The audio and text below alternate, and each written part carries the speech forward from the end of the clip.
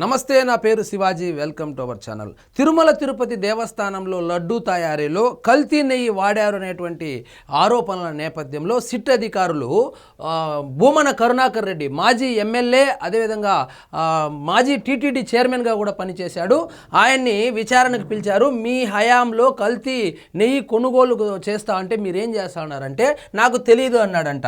కేసీఆర్ గారు చెప్పినట్టు ఎందుకు పీకెనీకి తీసుకున్నాడేమో మళ్ళీ TTD chairman post.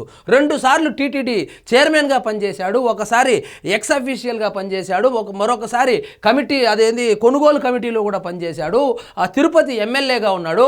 Rajasekhar Reddy గారు ముఖ్యమంత్రిగా ఉన్నప్పుడు తిరుమలలో ఈయన హవానే నడిచింది. జగన్మోహన్ రెడ్డి గారు ముఖ్యమంత్రిగా ఉన్నప్పుడు ఈయన హవానే నడిచింది. సో ఆ తిరుమల తిరుపతి దేవస్థానానికి సంబంధించి పిన్ పాయింట్ తెలిసినటువంటి వ్యక్తి తిరుపతిలో ఎవరైనా ఉన్నారంటే అది భూమన కరుణాకర్ రెడ్డే. కానీ ఇప్పుడు నేనేమంటున్నాడు, నాకు తెలియదు అంటున్నాడు. నాకు తెలియదు, ఇంకొకటి అంటున్నాడు, తిరుమలలో కల్తీ నెయ్యి రావడము, కల్తీ నెయ్యి వాడడము సహజమే, అదేం కొత్త విషయం కాదు అంటున్నాడు. ఏమంటున్నాడంటే రాజశేఖర్ రెడ్డి గారు ముఖ్యమంత్రిగా ఉన్నప్పుడు 14 సార్లు, చంద్రబాబు నాయుడు గారు ముఖ్యమంత్రిగా ఉన్నప్పుడు 16 సార్లు కల్తీ నెయ్యి రావడము, వెనక్కి పంపించేయడం కూడా జరిగిందని కూడా సిట్ అధికారుల విచారణలో అయితే ఈయన చెప్పినట్లు తెలుస్తుంది. అప్పుడు ట్యాంకర్లు వెనక్కి పంపించేశారు. మరి మీరేం చేశారంటే ఆ ట్యాంకర్లు లోపలికి పంపించుకొని లడ్డూలు తయారు చేశారు. సో కరుణాకర్ రెడ్డి గారు ఏదైనా చెబితే జనాలు నమ్మేటట్టు ఉండాలి, కానీ జనాలు గాండ్రించి ముఖం మీద ఉమ్మేటట్లు ఉండకూడదు. మీకు తెలియదా తిరుమల తిరుపతి దేవస్థానంలో ఏం జరుగుతూ ఉందని?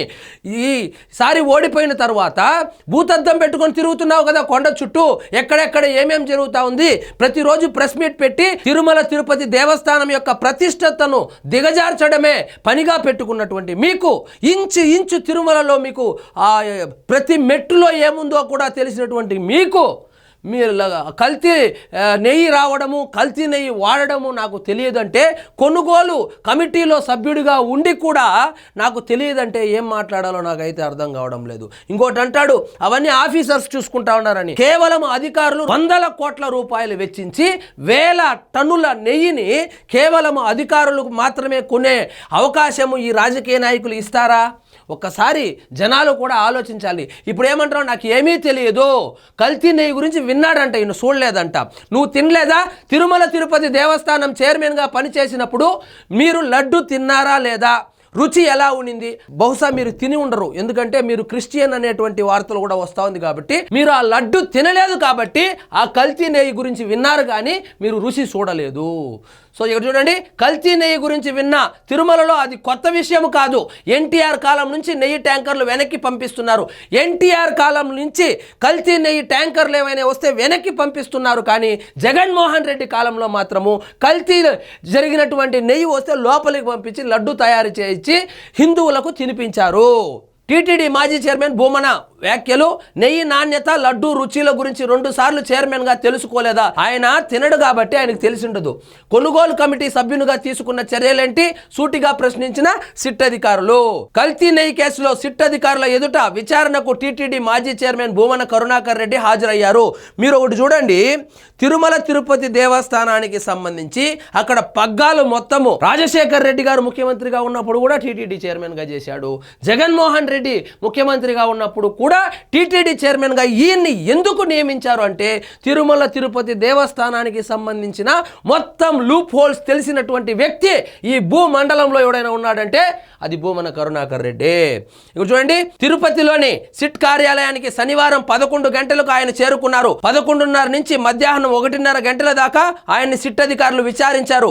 ఈ సందర్భంగా ఏది అడిగినా తనకేమీ తెలియదని భూమన సమాధానం ఇచ్చినట్లు తెలిసింది. భూమన కరుణాకర్ రెడ్డి గారు, మీకు ఏమీ తెలియదు కాబట్టే అనామకుణ్ణి తీసుకొని వచ్చి నిలబెట్టినా కూడా జనసేన పార్టీకి సంబంధించి నాన్ లోకల్ అయినటువంటి చిత్తూరు వ్యక్తిని తీసుకొని వచ్చి తిరుపతిలో టికెట్ ఇచ్చినా కూడా ఆయనకు వచ్చినటువంటి మెజారిటీ అన్నిటికీ ఓట్లు కూడా మీకు రాలేదు. ఎందుకంటే మీకు ఏమీ తెలియదు కదా. మీకు ఏమీ తెలియదు, కానీ మీ గురించి తిరుపతి ప్రజలకు తెలుసు కాబట్టే మిమ్మల్ని చిత్తుగా ఓడించారు భూమన కరుణాకర్ రెడ్డి గారు. మన భాషలో చెప్పాలంటే 2 సార్లు టీటీడీ చైర్మన్గా చేసినావు, ఒక పర్యాయం ఎక్స్ అఫీషియో మెంబర్గా చేశావు, కొనుగోలు కమిటీ సభ్యునిగా పనిచేసిన నీకు టీటీడీ వ్యవహారాలపై లోతైన అవగాహన, పాలనా వ్యవహారాలపై పట్టు కలిగిన వ్యక్తిగా కల్తీ నెయ్యి గురించి ఎందుకు పట్టించుకోలేదని సిట్ అధికారులు ప్రశ్నించారు. అంటే నీకు 2 సార్లు టీటీడీ చైర్మన్గా ఎందుకు పీకనీకి తీసుకున్నావా, ఎందుకు తెలియదు నీకు, ఇవన్నీ తెలుసుకోకపోతే ఎందుకు తీసుకున్నావు అని చెప్పి సిట్ అధికారులు ఉమ్మినట్లున్నారు. ఇవి చూడండి, దానికి ఏమంటున్నాడు, అదేమి కొత్త కాదు, కల్తీ నెయ్యి జరగడం అనేది కామను. ఒకటి గుర్తుపెట్టుకోవాలి, జనాలు కూడా ఒకటి గుర్తుపెట్టుకోవాలి, అప్పుడప్పుడు కల్తీ ట్యాంకర్ రావడము దాన్ని వెనక్కి పంపడము కామనే. కానీ ఇక్కడ మెయిన్ ఇష్యూ ఏంటంటే ఒక డ్రాప్ కూడా పాలు సేకరించినటువంటి డైరీలకు నెయ్యి కాంట్రాక్టు కట్టబెట్టారు. అంటే పాలే సేకరించలేదు, అంటే వాళ్ళు పంపించినటువంటి అన్ని ట్యాంకర్లు, అంటే అప్పుడప్పుడు దొరికిపోయారు కానీ వాళ్ళు పంపించినటువంటి అన్ని ట్యాంకర్లు కల్తీ నెయ్యే. ఎందుకంటే వీళ్ళు కాంట్రాక్ట్ ఇచ్చినటువంటి డైరీలు ఏవైతే ఉన్నాయో వాళ్ళు వాళ్ళ జీవిత కాలంలో ఎప్పుడు పాల సేకరణే చేయలేదు. పాల సేకరణే చేయకుండా తిరుమల తిరుపతి దేవస్థానానికి టన్నుల కొద్ది నెయ్యిని పంపిణీని అయితే చేశారంట. సో ఫైనల్గా ఏంటంటే కరుణాకర్ రెడ్డి గారు, మీకు తెలియదు అక్కడ ఏం జరిగిందని, కానీ మీ గురించి అక్కడ తిరుపతి ఓటర్లకు తెలుసు కాబట్టే జస్ట్ మిస్ డిపాజిట్ కూడా పోయేది. నెక్స్ట్ టైం చూసుకోండి, నెక్స్ట్ టైం కూడా మీకు టికెట్ వస్తుందో రాదో, మరి మీ కొడుక్కి వస్తే వాళ్ళకు తెలుసు కాబట్టి మీ గురించి ఈసారి ఎలా ఎమ్మెల్యే చేస్తారో చూద్దాం మరి. సో ఇదండి ఈరోజు మన టాపిక్. మీకు ఈ వీడియో నచ్చినట్లయితే లైక్ చేయండి, షేర్ చేయండి, ఛానల్ మాత్రం సబ్స్క్రైబ్ చేసుకోవడం మర్చిపోవద్దు.